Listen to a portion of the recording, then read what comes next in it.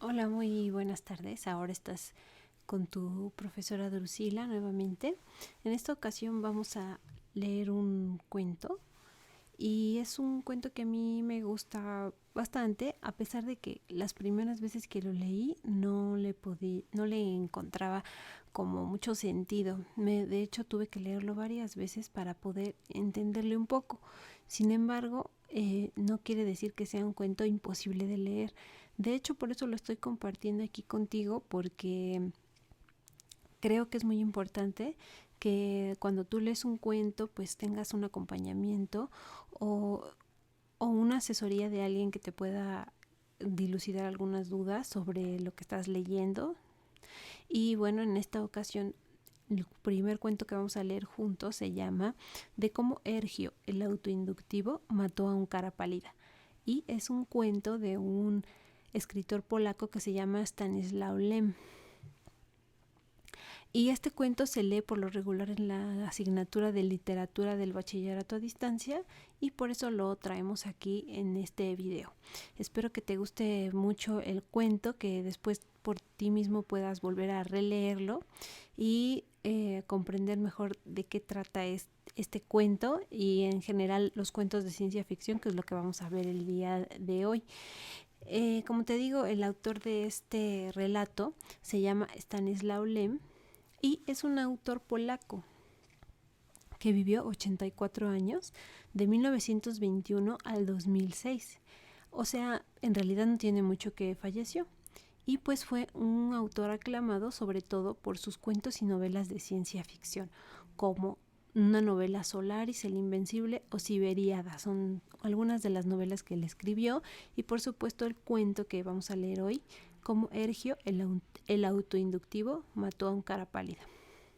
Y cuando hablamos de autores de ciencia ficción, ¿a qué nos estamos refiriendo? Nos referimos a autores que escriben obras cuyos mundos y personajes pues en realidad no existen, están proyectados a algo hacia el futuro. En un futuro donde hay avances tecnológicos y donde quizá la sociedad tiene un nuevo código de comportamiento. Y no siempre son mundos humanos, es decir, los protagonistas no siempre son seres humanos, sino pueden ser de otros planetas o androides o robots o máquinas, ¿no? Fíjate, te voy a decir nada más estos datos sobre la ciencia ficción. En el siglo XIX, un autor que se consideraba de ciencia ficción era Julio Verne. Él escribía sobre submarinos, sobre globos aerostáticos que podrían dar la vuelta al mundo, sobre viajes a la luna, sobre excavaciones en el fondo de la Tierra. Eso no existía en la época de Julio Verne, entonces él es un autor considerado de ciencia ficción. Años después, con los avances tecnológicos, ya existió los cohetes, los submarinos y otros descubrimientos que él proyectó en sus libros de ciencia ficción, en sus novelas, como Viaje al centro de la Tierra, La vuelta al mundo en 80 días, 1000 leguas de viaje en submarino. Y bueno, Stanislaus Lem no se queda atrás, él también en sus cuentos y novelas ha hablado de cosas que pueden ocurrir en el futuro, como eh, robots autónomos o androides o viajes en el tiempo, que es por lo regular de lo que en los temas que abordan los cuentos y novelas de ciencia ficción. Una de sus frases que más me gustó y que quisiera rescatar para ti es: el que puede gobernar su voluntad es 1000 veces más afortunado que si pudiese gobernar al mundo. Es una frase de Stanislaus Lem. Y con esto es una pequeña introducción para llevarnos a su cuento, que se llama De cómo Ergio, el autoinductivo, mató un cara pálida, que es el cuento que vamos a leer en esta ocasión. Te lo estoy mostrando ahora en la pantalla. Este cuento de cómo Ergio el autoinductivo mató un cara pálida, bueno, pues es un cuento de Stanislaus Lem. Vamos a leerlo y te vas a dar cuenta que yo ya subrayé algunas palabras en amarillo como para identificar algunas palabras que nos van a ir guiando a lo largo de la lectura. ¿Cómo se va a realizar esta lectura? Yo voy a leer el cuento y eventualmente voy a hacer algunas pausas explicando algunas cosas que me llamen la atención del cuento. Y espero que de esta manera sea más comprensible para ti, para que también puedas realizar tu actividad, sea la que sea, con una lectura un poco más profunda sobre el cuento de cómo Ergio el autoinductivo mató a un cara pálida. El poderoso rey Boludar era amante de las curiosidades y se dedicaba por completo a coleccionarlas, por lo que con frecuencia olvidaba importantes asuntos de estado. Tenía una colección de relojes bailarines, relojes de amanecer y relojes de nube. Poseía monstruos disecados provenientes de cada rincón del universo y, en un cuarto especial, bajo una campana de cristal, guardaba la más rara de las criaturas, el Bomos Antropos, increíblemente pálido, bípedo, que incluso tenía ojos aunque vacíos. El rey ordenó que se incrustaran 2 hermosos rubíes en ellos, dándole al Bomos una mirada roja. Siempre que Boludar se ponía un poco ebrio, invitaba a sus comensales favoritos a esta habitación y les enseñaba el horrible cuerpo. Un día llegó a la corte del rey un electrosabio tan viejo que los cristales de su mente se habían desordenado un poco con la edad. Sin embargo, este electrosabio llamado Alazón poseía la sabiduría de toda una galaxia. Se decía que sabía la forma de enristar flotones, produciendo así collares de luz, e incluso sabía cómo capturar un antropos vivo. Conociendo la debilidad del viejo, el rey ordenó que sus bodegas de vino fueran abiertas de inmediato, después de tomar unos tragos de más de la jarra de Leiden, y cuando los agradables flujos corrían por sus extremidades, el electrosabio reveló al rey un terrible secreto y le prometió conseguirle un antropos gobernante de cierta tribu interestelar. El precio que se puso era alto, el peso del antropos en diamantes del tamaño de un puño, pero el rey ni siquiera parpadeó. Aquí estamos iniciando el cuento, es como una introducción en donde se nos habla de algunos personajes. Aquí ya tenemos identificado al poderoso rey Boludar, que es con el que empieza la historia, y este rey, al igual que algunos reyes del mundo real, se dedica a gobernar. Sin embargo, también, como dice aquí, es amante de las curiosidades y coleccionista. Bueno, una de las cosas que colecciona, vemos aquí en el siguiente subrayado, que es el Bomos Antropos. ¿Qué es esto? ¿Qué significa esta palabra? Bueno, Bomos Antropos, o más bien la palabra antropos, significa hombre. Es una palabra que viene del griego que significa hombre. Entonces este rey coleccionaba un tipo de hombre, ¿no? Porque Bomos Antropos ya es una variedad de hombre o de ser humano. Esto es muy importante que tú lo tomes en cuenta porque quiere decir que aunque se hable de un rey, no precisamente podemos hablar de un rey del planeta Tierra.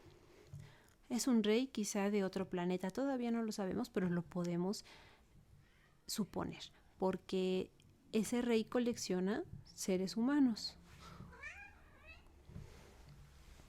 Bueno, después este rey conoce o tiene interacción con otro personaje que se llama, o al que le dicen el electrosabio, cuyo nombre es Alazón, ¿no? Y este electrosabio, que bueno, es una manera de decir que es alguien sabio, pero que no es sabio a la manera de este mundo, sino como del mundo eléctrico, de un mundo eléctrico. Este personaje llamado Alazón le promete o le dice que le puede conseguir un tipo de antropos, ¿verdad? Y aquí dice, le prometió conseguirle un antropos gobernante de cierta tribu interestelar, o sea, un tipo de hombre de una tribu interestelar, o sea, de otro planeta. Y le iba a pagar ese precio en diamantes. Bueno, entonces aquí se nos muestra esta primera parte del cuento, donde se nos habla del rey Bolúdar, que era coleccionista de Bomos Antropos. Seguimos. Entonces Alazón partió a su viaje. Mientras tanto, el rey comenzó a presumir ante el Consejo Real de su esperada adquisición, que de cualquier forma no podía esconder. Para entonces ya había ordenado la construcción de una jaula en el parque del castillo, donde crecían unos cristales magníficos ante una jaula de gruesos barrotes de hierro. La corte se hundió en una gran consternación. Viendo que el rey no cedería, los consejeros mandaron llamar al castillo a 2 eruditos homologistas, a quienes el rey recibió calurosamente, pues sentía curiosidad por cuanto pudieran decirle los sabios Salán Ud y Taladón sobre el pálido ser que aún no conocía. ¿Es cierto, preguntó tan pronto ellos se hubieron levantado de rendirle homenaje, que el homos es más suave que la cera? Lo es, su luminiscencia, respondieron. ¿Y es también cierto que la abertura que tiene en la parte inferior de su cara puede producir un gran número de sonidos? Sí, su Real Alteza, y además en esa misma abertura el bomos mete diversos objetos, después mueve la porción baja de la cabeza, que está sujeta con unas bisagras a la parte superior, con lo cual despedaza los objetos y los arrastra a su interior. Peculiar costumbre de la cual ya he escuchado antes, dijo el rey, pero dígame, mis sabios, ¿con qué propósito lo hace? Le contestan sus sabios. Existen 4 teorías sobre ese tema particular, Su Real Alteza, replicaron los homologistas. La primera de ellas es que lo hace para librarse del exceso de veneno, pues es extremadamente ponzoñoso. La segunda es que realiza este acto con cierto afán de destrucción, al cual coloca por encima de todos los demás placeres. La tercera, por codicia, pues consumiría todo si pudiera. Y la cuarta, por bien, dijo el rey, es cierto que la cosa está hecha de agua y que sin embargo no es transparente como mi títere. También eso es cierto, tiene dentro de sí su majestad una gran cantidad de delgados tubos por los cuales circula el agua. Algunos son amarillos, otros son gris perla, pero la gran mayoría son rojos. Los rojos llevan un veneno espantoso, llamado flogisto u oxígeno, cuyo gas convierte todo aquello que toca en óxido o en fuego. Así, el bomos mismo cambia de color perlado, amarillo y rosa. No obstante, Su Alteza Real, le rogamos humildemente que abandone su idea de traer aquí a un bomos vivo, pues es una criatura poderosa y malévola como no hay otra. Entonces aquí, como puedes ver, ya estamos en otro momento de la historia en el que Alazón, ese electrosabio, va a buscar al Bomos Antropos que le prometió al rey, ¿no? Y bueno, el rey Bolúdar se queda con otros sabios y pues el rey Bolúdar, como ya vimos, es muy curioso y entonces le pregunta a estos sabios que bueno, qué va a pasar con ese ser humano o ese Bomos Antropos que le iban a traer, ¿no? Y entonces los sabios le hablan sobre la manera en que se introduce o cosas a la boca, ¿no? O bueno, aquí no dicen la boca, a ese orificio que tiene en la cabeza, ¿no? Y bueno, a ellos se les hace pues muy curiosa la manera en que este Bomos Antropos actúa o las costumbres que tiene, como esta de meterse cosas por la boca, con lo cual podemos llegar a pensar que los seres que viven en el planeta del rey Bolúdar o en la tierra del rey Bolúdar pues no son precisamente humanos o no se identifican con lo humano, porque bueno, pues a ellos les parece curiosa las costumbres y la forma de ese Bomos Antropos, que también, vamos a ser sinceros, ese Bomos Antropos no es precisamente un ser humano, sino solamente un tipo, ¿no? Algo que es como un ser humano. Entonces, bueno, ya vimos que le pregunta el rey a los sabios que si tiene unos tubos por dentro, y los sabios contestan que sí, que son rojos, algunos son verdes, etcétera. Quizás se refiere a las venas de los humanos, de los hombres, que son como tubos, ¿no? Por los que corre un líquido rojo, lleno de flogisto u oxígeno. Y flogisto es el nombre alquímico con el que se le conoce al oxígeno. Y bueno, aquí usan esas dos palabras. Bueno, entonces vamos a seguir leyendo.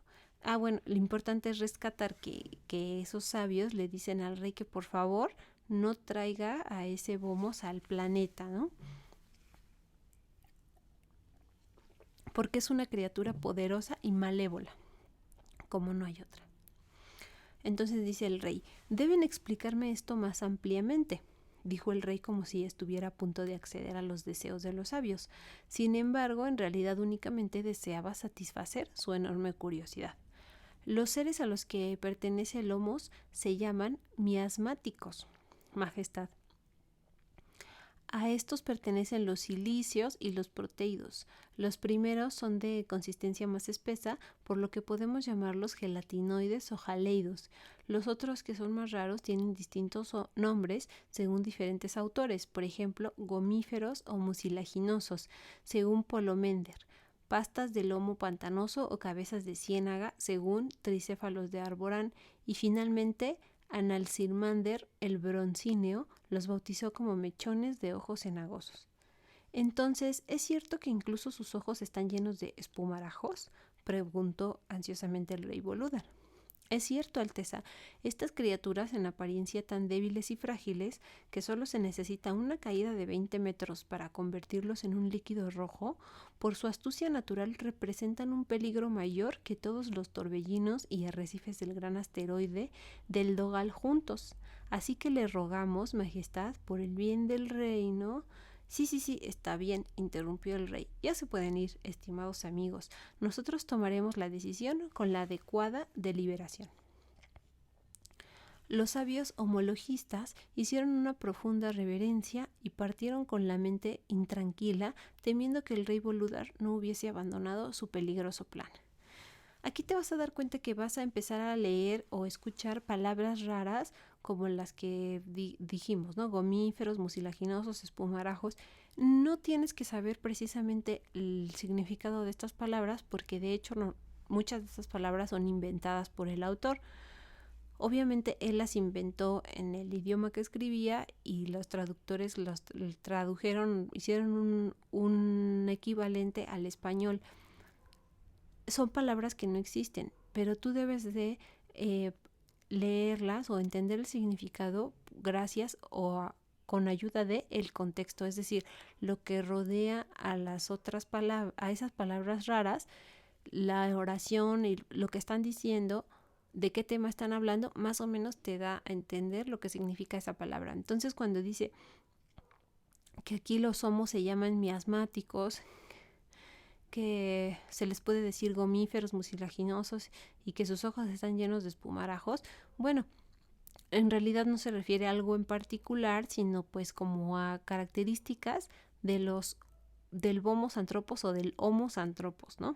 Que ya vimos que aquí se le llama así.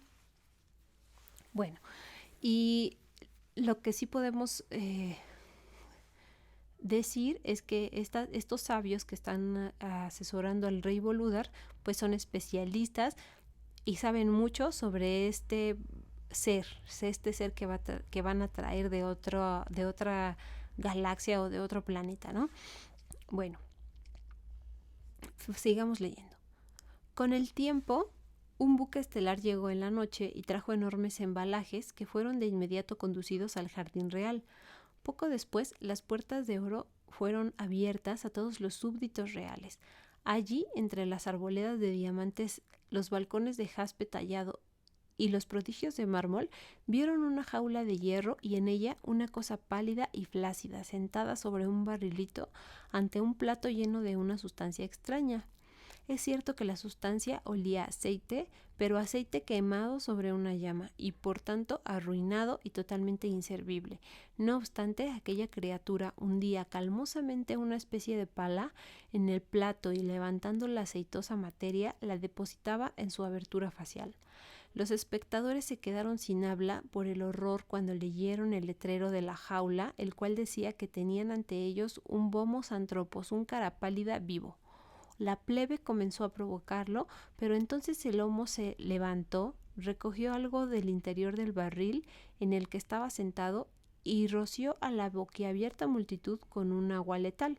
Algunos huyeron y otros esgrimieron piedras para golpear a la abominación, pero los guardias los dispersaron de inmediato.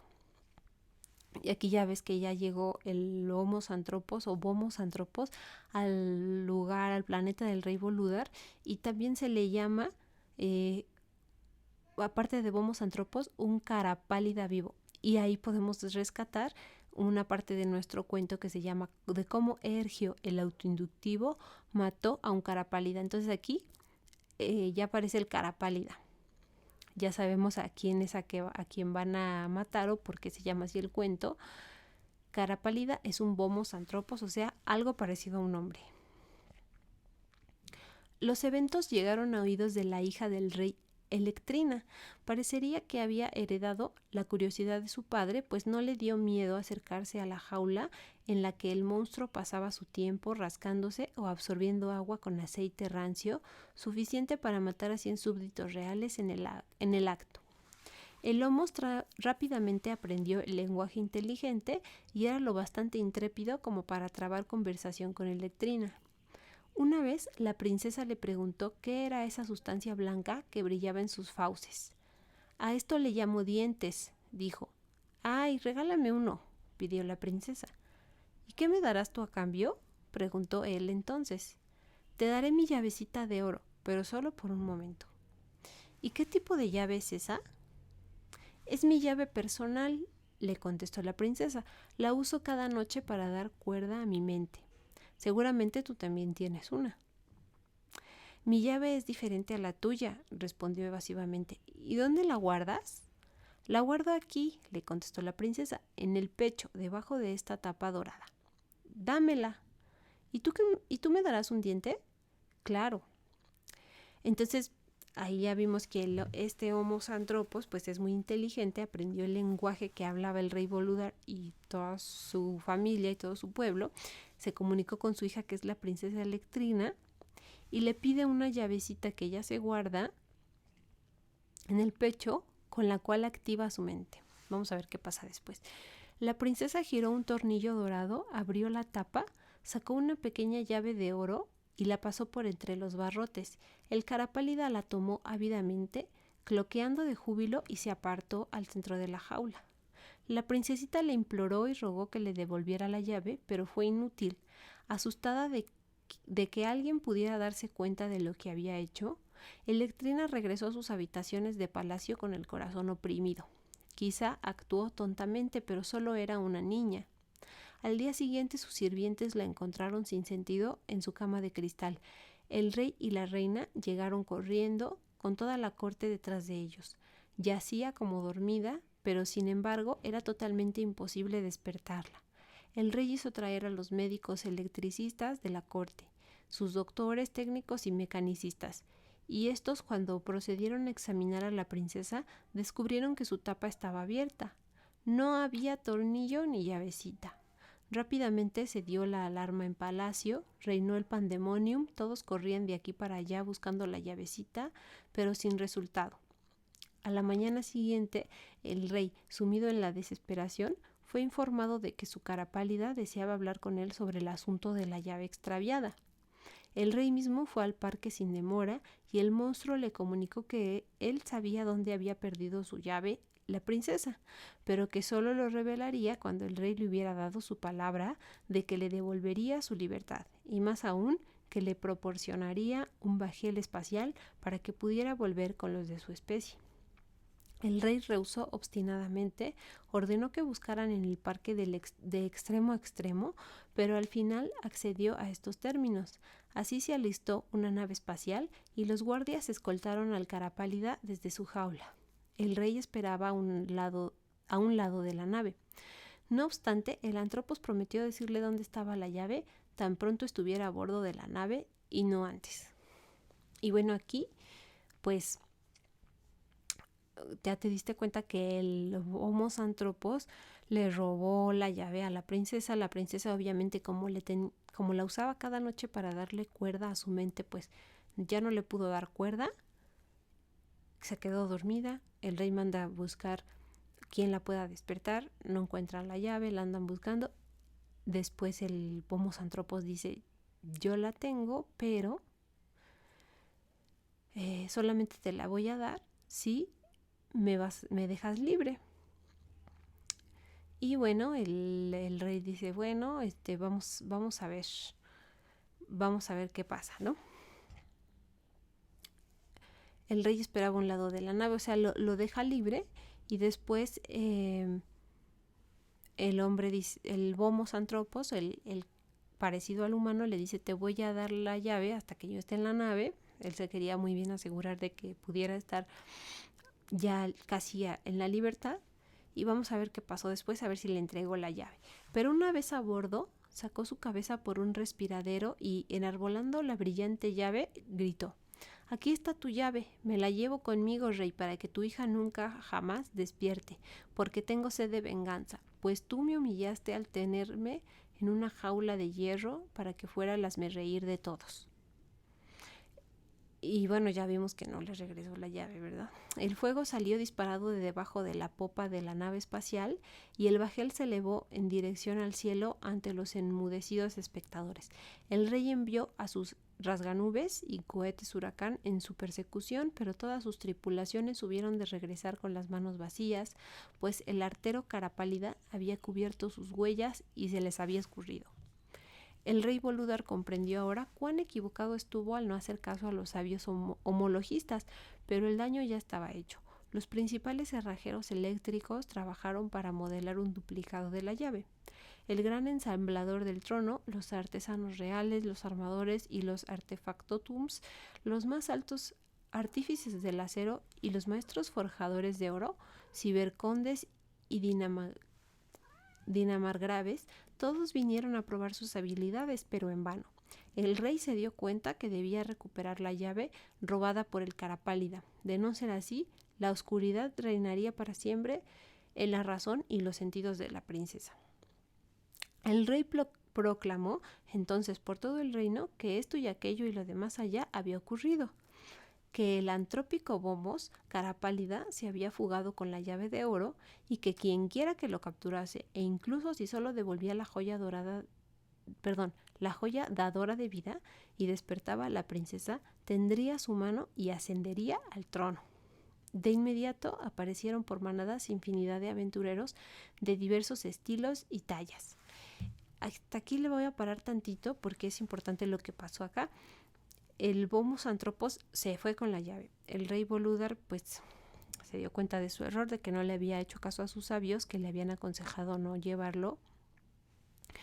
Sin embargo, bueno, a él le importa mucho la vida de su hija y convoca a los caballeros de su reino que quien capture a aquel Pomos Antropos y le traiga la llave le va a dar la mano de la hija, o sea, lo va a comprometer con ella y obviamente ascendería al trono. Es decir, cuando el rey Bolúdar ya no pudiera gobernar o cuando le tocara ceder el trono, cuando falleciera, o no sé cómo se haga ahí la sucesión, pero puede ser que sea de esta manera, entonces este individuo que capturó la llave, que haya recuperado la llave de la princesa, va a llegar a ser rey. Es una propuesta pues bastante apetitosa, ¿verdad? Para los caballeros de cualquier reino. Entonces, como dice aquí, se aparecieron por manada infinidad de aventureros de diversos estilos y tallas. Y a continuación nos va a hablar un poco de estos caballeros que se aparecieron y vamos a volver a escuchar nombres raros, cosas extrañas que hacen estos caballeros que al parecer son de otro planeta. Y bueno, pues es parte del cuento. Vamos a leer quiénes son los caballeros que se presentaron para poder conseguir la llave que se había robado el Pomos Antropos. Entre estos se podían encontrar electrocaballeros de gran renombre, charlatanes, estafadores, astroladrones y vagabundos estelares. Se presentó en el castillo de Métrico Megawatt el celebrado esgrimista oscilador, quien poseía tal retroalimentación y retrovelocidad que nadie podía derrotarlo en el combate cuerpo a cuerpo. De tierras distantes llegaron autopartículas como los dos autómatas victoriosos vectores de 1000 batallas, o como Proteseo, construccionista par excellence, quien nunca iba a ningún lado sin dos aspiradores de chispas, uno negro y el otro plateado. Y estaba también Arbitrón Kosmosky, totalmente construido de protocristales y esbelto como una espiral, y Cipher de Agrim, el intelectrista, quien sirviéndose de la ayuda de 40 andromedarios y con 80 cajas trajo con él una vieja computadora digital, oxidada de tanto pensar pero aún poderosa de mente. Llegaron 3 campeones de la raza de los selectivistas, Diodio, Triodio, Heptodio, quienes tenían un vacío perfecto en sus cabezas. Sus negros pensamientos eran como la noche sin estrellas. Vino también Perpetuan, todo en armadura de Leiden, y con su computador cubierto de moho de 300 encuentros y Matrix Perforatem, que nunca dejaba pasar un día sin integrar a alguien. Este trajo a Palacio su cibercorcel invisible, un supercaballo de batalla al cual llamaba Megaso. Se congregaron todos y cuando la corte estaba en pleno, rodó un barril hasta el umbral y de él se derramó en forma de mercurio Ergio el autoinductivo, quien podía asumir el aspecto que deseara. Y bueno, aquí nos presenta a los caballeros y a los muchachos y muchachas que les gustan las matemáticas pueden identificar algunas palabras que tienen que ver con el lenguaje de las matemáticas, como vectores, también ordenadores a los que les gusta la parte de la computación, a los que nos gusta la física, eso del tenía un vacío perfecto en sus cabezas, aquel diodo, triodo y heptodio, y otras palabras que nos remiten al lenguaje de la cibernética, de la computación, de las matemáticas, de la física, las ingenierías. Como ya te había comentado, la ciencia ficción pues utiliza este tipo de lenguaje como técnico y también un poco futurista, de cosas que no existen o de que pueden llegar a existir, pero más adelante con algunos adelantos tecnológicos, como un cibercorcel, ¿no? Que sería como un animal, un robot en forma de caballo. Bueno, pero el último que se aparece de estos caballeros es Ergio el autoinductivo, y su propiedad de Ergio el autoinductivo, o su característica más bien, su don, es que puede asumir el aspecto que desea. Los héroes fueron invitados a un grandioso banquete. Se iluminaron los salones del castillo y el mármol de los techos tomó un brillo rosado como una nube al atardecer. Luego partieron y cada uno por su lado para intentar localizar al cara pálida, retarlo a un combate mortal, recuperar la llave y así ganar a la princesa y el trono de Boludar. El primero, Demétrico Megawatt, voló a Coldlea, donde viven los gelacuajos, pues pensaba que podría encontrar algo allí. Así se sumergió en su pantano, adueñándose del camino con golpes de su sable a control remoto, pero no logró nada, pues cuando se calentó demasiado, su sistema de enfriamiento se apagó y el incomparable guerrero encontró la muerte en tierra extranjera, y la sucia ciénaga y los gelacuajos cubrieron sus audaces cátodos para siempre. Los dos autómatas vectorianos tocaron la tierra de los radomantes, quienes erigen edificios de gas luminiscente que resuman radioactividad y son tan tacaños que cada noche cuentan los átomos de su planeta. Funesta fue la recepción de los mezquinos radomantes Funesta fue la recepción que los mezquinos radomantes dieron a los autómatas, pues les mostraron un abismo lleno de piedras de ónix, crisolitas, calcedonias y espinelas, y cuando los electrocaballeros sucumbieron a la tentación de las joyas, los radomantes los lapidaron hasta matarlos, lanzando desde las alturas una avalancha de piedras preciosas que al moverse centelleaba como un cometa de 1000 colores. Y es que los radomantes eran aliados de los carapálidas por un pacto secreto del cual nadie conocía nada. Entonces aquí podemos ver que a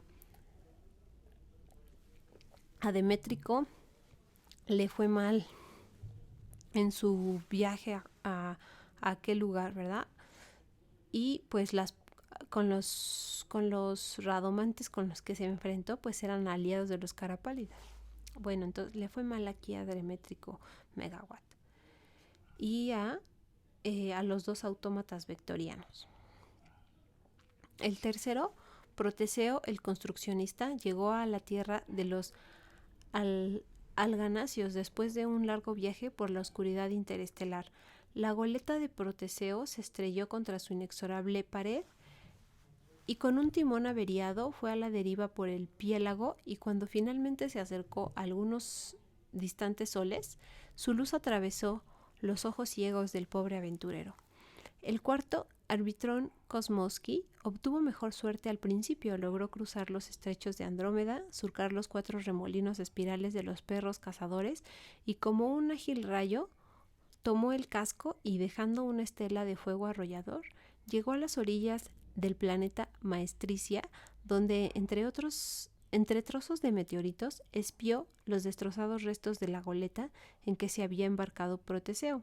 Enterró el cuerpo del construccionista, poderoso, brillante y frío como en vida, detrás de una pila de basalto, pero antes se apoderó de sus 2 aspiradores de chispas, el plateado y el negro, para que le sirvieran de escudos, y prosiguió su camino. Maestricia era salvaje y escabroso. Rugían por él avalanchas de rocas sobre los precipicios en una maraña de relámpagos plateados en las nubes. El caballero llegó a una región de cañadas y allí los palindrómidas cayeron sobre él en un cañón de malaquita todo verde. Le arrojaron rayos desde arriba, pero pudo defenderse de ellos con su escudo aspirador de chispas, hasta que movieron un volcán, ladearon el cráter, apuntaron y vomitaron fuego sobre él. El caballero cayó y la burbujeante lava entró en su cráneo, del cual escapó toda la plata. El quinto, Cífer de Agrim, el intelectrista, no fue a ningún lado. En cambio, deteniéndose justo en el límite de las fronteras del reino de Boludar, liberó a sus andromedarios para que pudieran pacer en las pasturas estelares, y conectó la máquina, la ajustó, programó, trabajó con esfuerzo en sus 80 cajas, y cuando todas rebosaban corriente y la máquina estaba hinchada al máximo de inteligencia, comenzó a formularle preguntas muy precisas. ¿Dónde vive el cara pálida? ¿Cómo se puede encontrar el camino? ¿Cómo se le puede engañar? ¿Cómo se le puede atrapar? ¿Cómo se le puede forzar a entregar la llave? Las respuestas, cuando al fin llegaron, eran vagas y evasivas. Enfurecido y colérico, golpeó la máquina hasta que ésta comenzó a oler a cobre caliente y continuó gritando. «Quiero la verdad ahora, dime, la maldita computadora digital caduca». Hasta que finalmente todas sus junturas se fundieron, el estaño se escurrió de ellas en plateadas lágrimas, los tubos sobrecalentados se resquebrajaron con una detonación y él quedó sobre una enorme pila de chatarra medio derretida, encolerizado y con un garrote en una de sus manos. Avergonzado, tuvo que regresar a casa. Ordenó una máquina nueva, pero no la vio sino hasta 400 años después. Bueno, hasta aquí a todos los pobres caballeros interestelares les ha ido un poco mal, ¿verdad? Los han matado, los han golpeado. A este último, que no fue a ningún lado y se confió en su computadora, pues la computadora se quemó. Bueno, sigamos viendo a ver qué pasa con los demás caballeros. En sexto lugar fue la salida de los selectivistas Diodio, Triodio y Heptodio, los que tienen el vacío en su cabeza, ¿te acuerdas? Se enfrentaron de forma distinta al asunto. Tenían una reserva inagotable de tritio, litio y deuterio, y decidieron que abrirían a la fuerza, con explosiones de hidrógeno pesado, todos los caminos que condujeran a la tierra de los Carapálidas. Sin embargo, no se tenía conocimiento de dónde comenzaban esos caminos. Quisieron preguntar a los pirópodos, pero estos se encerraron detrás de las murallas de oro de su capital y arrojaron llamas. Los valientes selectivistas tomaron por asalto el bastión usando deuterio y tritio sin límite, hasta que un infierno de átomos desnudos retó descaradamente al estrellado cielo. Las paredes de la ciudadela brillaban doradas, pero en el fuego se revelaba su verdadera naturaleza, pues se convertían en amarillas nubes de humo sulfúrico, ya que habían sido construidas de pirita marcasita. Allí cayó Diodio pisoteado por los pirópodos y su mente explotó como si fuera un ramillete de cristales de colores rociando su armadura. Lo enterraron en una tumba de olivinio negro y luego se dirigieron hacia las fronteras del reino de Char, donde gobernaba el rey Astrocida, asesino de estrellas. El rey tenía una casa del tesoro repleta de núcleos ardientes arrancados de enanas blancas y que eran tan pesados que únicamente la terrible fuerza de los magnetos del palacio les impedía incrustarse en el centro del planeta. Quien se parara sobre su tierra no podía mover brazos ni piernas, pues la prodigiosa gravitación sujetaba incluso más fuertemente que los cerrojos o las cadenas.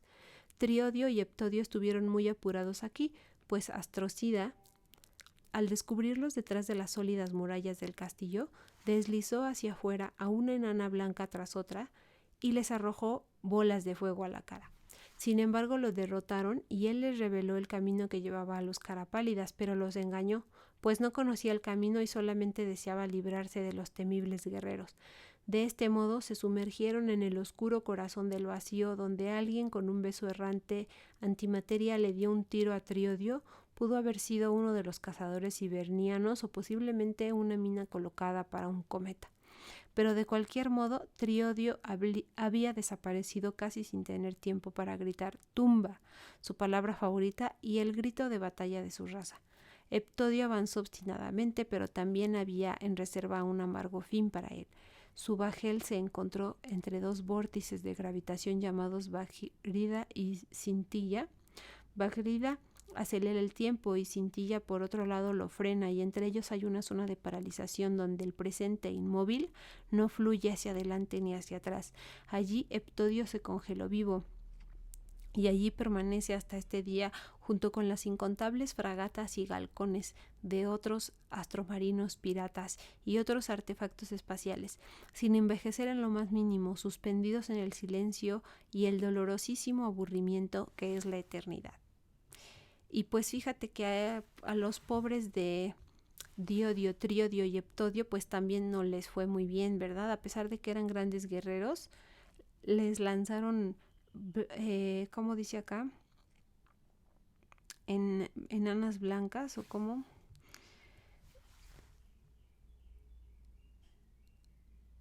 Les lanzaron estas estrellas enanas blancas, sí, enanas blancas que son un tipo de estrellas, seguramente tú sabes esto, se las lanzaron y obviamente como las estrellas pues son pues materia caliente porque son como el sol, pues los quemaron, ¿no? A uno de ellos, a los otros les fue mal también porque un astrocida que aparentemente los iba a ayudar, pues finalmente no les pudo ayudar porque no sabía, solamente se quería librar de él y uno se quedó atrapado en el tiempo, que es Heptodio. Entonces les fue mal a los tres caballeros que tenían vacío su cabeza. Pero siguen algunos caballeros falta, ¿no? De los que se mencionaron al inicio, como este. Cuando así concluyó la campaña de los tres selectivitas, Perpetuan, ciberconde de Fud, quien era el séptimo y siguiente en partir, no echó a andar por mucho tiempo. En cambio, el electrocaballero hizo prolongados preparativos para la guerra, equipándose con conductores cada vez más agudos, con más y más proyectiles de chispas, morteros y tractores. Lleno de precaución, decidió entonces que iría a la cabeza de una leal comitiva. Bajo su estandarte se congregaron conquistadores y muchos rechazados robots que, no teniendo nada más que hacer, deseaban probar suerte en la soldadesca.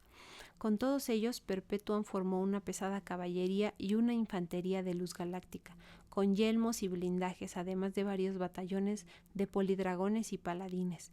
Sin embargo, al pensar que ahora debía partir y encontrar su destino en alguna tierra desconocida, y que en cualquier charco se podía oxidar completamente, las espinilleras de hierro se doblaron bajo él, lo embargó un terrible arrepentimiento y de forma inmediata se dirigió a casa avergonzado y abatido, derramando lágrimas de topacio, pues era un poderoso señor con un alma repleta de joyas. A este otro caballero pues tampoco le fue bien a Perpetuán, ¿verdad?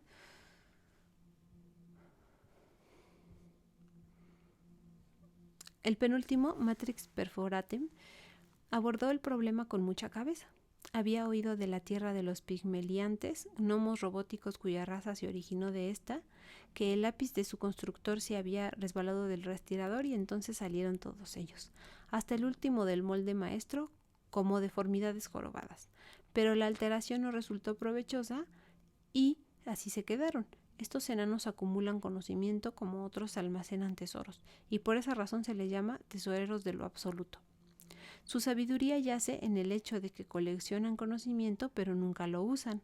A ellos fue Perforatem, pero no de forma militar, sino en galeones cuyas cubiertas se encontraban repletas de magníficos regalos. Quería ganarse a los pigmeliantes con trajes brillantes de positrones y cúbiertos por una lluvia de neutrones. Les llevó también átomos de oro tan grandes como 7 puños y frascos turbulentos de las más insólitas ionosferas.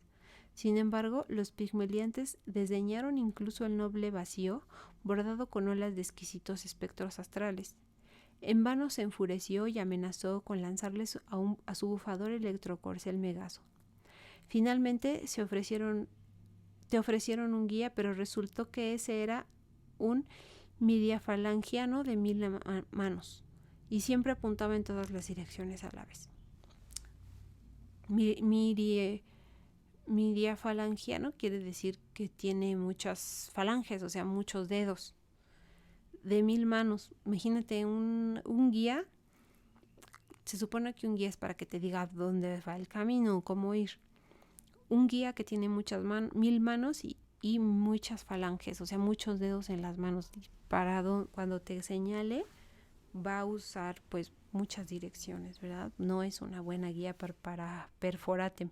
Perforatem lo mandó empaquetar y espoleó a Megaso para que siguiera el rastro de los carapálidas, pero el rastro resultó ser falso, pues un cometa de hidróxido de calcio iba a pasar por ese camino y el tonto corcel lo confundió con fosfato de calcio, que es el ingrediente básico del esqueleto de los carapálidas. Megaso tomó limo por cal. Perforatem vagó mucho tiempo entre soles cada vez más macilentos, pues había entrado en una sección muy antigua del cosmos. O sea, Perforatem definitivamente se perdió siguiendo el rastro de los carapálidas. Viajó a través de una fila de gigantes moradas hasta que pudo notar que su barco y el silencioso desfile de estrellas se reflejaban en un espejo espiral, un espéculo de plateada superficie. Se llevó una sorpresa y por si acaso desenvainó su extinguidor supernova que les había comprado a los pigmeliantes para protegerse del calor excesivo de la Vía Láctea. No sabía qué era lo que estaba viendo, de hecho era un nudo en el espacio, el más próximo factorial del continuo, desconocido incluso para los monoasteristas de aquel lugar. Lo único que dicen es que quien lo encuentra nunca jamás retorna. Hasta ese día nadie sabe qué le ocurrió a Matrix en ese molino estelar. Su fiel Megaso regresó solo a casa, lloriqueando suavemente en el vacío, y sus ojos de zafiro eran albercas de tal horror que absolutamente nadie podía mirarlo sin sentir un escalofrío, y ningún bajel, ni los extinguidores, ni Matrix fueron vistos de nuevo. Se perdió Matrix Perforatem. Y ya vamos a llegar a ver qué pasó con Ergio el autoinductivo, que bueno, pues ojalá Ergio el autoinductivo haya tenido mejor suerte, ya que el título nos dice que él fue el que mató al Carapálida, así que vamos a ver cómo lo hizo. Y así el último, Ergio el autoinductivo, partió solo. Estuvo lejos 1 año y 3 quincenas.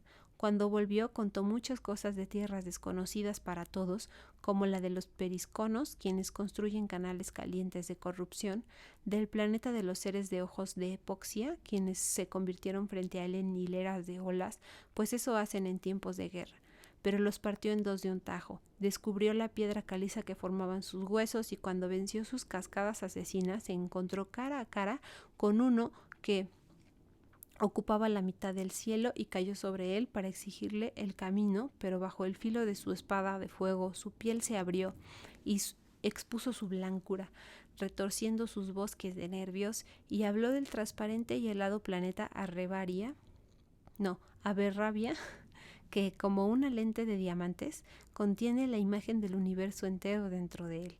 Allí copió los caminos a la tierra de los Carapálidas, contó de una región de silencio eterno, Aluminium Criótica, donde solo vio los reflejos de las estrellas en las superficies de los glaciares colgantes, y del reino de los marmoloides derretidos, quienes modelan chucherías hirvientes de lava, y de los electroneumáticos, quienes en nubes de metano, ozono, cloro y el vapor de los volcanes son capaces de encender la chispa de la inteligencia, y que continuamente luchan con el problema de cómo colocar en un gas la cualidad del genio.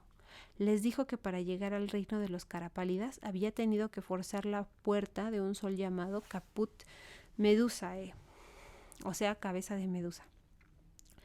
Cómo después de arrancar esta puerta de sus bisagras cromáticas por el interior de la estrella corrió una larga sucesión de llamas moradas y azul claro hasta que su armadura se encrespó debido al calor. Cómo por 30 días intentó adivinar la palabra que activaría la compuerta de Astroportionum, pues solo a través de ella se puede entrar al frío infierno de los seres miasmáticos, o sea, de los homos antropos, ¿te acuerdas? Que se les dice miasmáticos, caliginosos, no sé qué otros apodos tienen. Como finalmente se encontró entre ellos, que trataron de acorralarlo en sus trampas pegajosas y lipídicas, de trastornarle el mercurio de la cabeza o cortocircuitarlo. Cómo lo engañaron señalándole estrellas desfiguradas, pero ese era un cielo falso, pues habían escondido el verdadero en su furtivo camino. Cómo con torturas quisieron arrancarle su algoritmo, y entonces, cuando ya lo había soportado todo, lo arrojaron a un pozo y tiraron una losa de magnetita sobre la abertura. Sin embargo, adentro él inmediatamente se multiplicó en cientos de miles de ergios, los autoinductivos, empujó la tapa de acero, emergió a la superficie y descargó su castigo sobre los Carapálidas durante un mes completo y 5 días. ¿Cómo entonces los monstruos, en un último intento, atacaron en rastreadores que ellos llaman tractores de orugas, pero eso no les sirvió de nada, pues sin cejar jamás en su ardor por la batalla, sino mutilando, apuñalando y acuchillando, lo llevó a tal extremo que le arrojaron a los pies al miserable Carapálida ladrón de llaves, después de lo cual Ergio le cercenó la odiosa cabeza, o sea, le cortó la cabeza, después destripó el cadáver, y en él encontró una piedra conocida como Tricobesuar, y allí en la piedra estaba grabada una inscripción en la escrofulosa lengua carapálida que revelaba el lugar en el que se encontraba la llave. El autoinductivo abrió 67 soles, blanco, azul y rojo rubí, antes de rasgar el correcto y encontrar al fin la llave. Bueno, todo esto le pasó a Ergio para encontrar al Carapálida que tenía la llave. O por lo menos eso es lo que dice él. Vamos a seguir leyendo, ya casi terminamos. No quiso ni pensar en las aventuras que encontró, las batallas que se vio forzado a librar en el camino de regreso. Tan grande era ahora su anhelo por la princesa y grande también su impaciencia por la boda y la coronación. ¿Te acuerdas que no solo se casaba con la princesa, sino que ascendía al trono? Con regocijo, el rey y la reina lo llevaron a la cámara de su hija, o sea, a la recámara, o el cuarto, así se le puede decir también, ¿no? A la recámara, o la cámara o el cuarto, quien estaba silenciosa como una tumba, sumida en el sueño, porque te acuerdas que no tenía la llave. Ergio se inclinó sobre ella, jugueteó un poco alrededor de la tapa, insertó algo, giró e instantáneamente la princesa, para deleite de su madre y el rey y la corte entera, abrió los ojos y le sonrió a su salvador. Ergio procedió a cerrar la tapita, la selló con un poco de yeso para mantenerla clausurada y explicó que también había encontrado el tornillito, pero que se le había caído durante una pelea con Poleander Partabon, emperador de todo Hatapurgovia.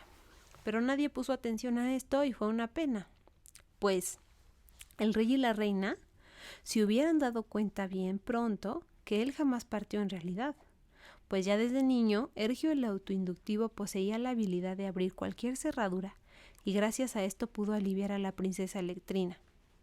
Entonces, en verdad no se había encontrado con ninguna de las aventuras que describió, sino que simplemente esperó 1 año y 3 quincenas para que su pronto regreso con el objeto perdido no pareciera sospechoso, a la vez que se quería asegurar de que ninguno de sus rivales volvería. Solo entonces apareció en la corte del rey Boludar y devolvió a la vida a la princesa, y se casó con ella y reinó larga y felizmente, y su subterfugio nunca fue descubierto, de lo cual puede uno ver de inmediato que hemos dicho la verdad, y no un cuento de hadas, pues en los cuentos de hadas siempre triunfa la virtud. En fin, así acaba el cuento de Ergio el autoinductivo, cómo mató a un cara pálida. ¿Cómo ves? Está padre, ¿no? Después de todo lo que nos cuentan de todos los caballeros y de cómo Ergio cuenta su historia a través de los planetas y para matar al cara pálida, resulta que Ergio siempre tuvo la oportunidad o la habilidad más bien de abrir cerraduras, pero lo planeó de tal manera que nadie notara que en realidad la había abierto por su habilidad, y además de todo era muy inteligente porque también, bueno, pues quedó bien con el rey y la reina como un gran caballero que luchó contra un cara pálida, ¿no? Y el mensaje final es importante de resaltar. Uno puede ver que este relato es verdad y no un cuento de hadas, pues en los cuentos de hadas siempre triunfa la virtud. Entonces el narrador del cuento mismo nos está diciendo que lo que hizo Ergio no es una virtud, ¿no? Es como una astucia que él tuvo, pero no es precisamente algo virtuoso o algo que se pueda decir, que se pueda poner como ejemplo de virtud. Y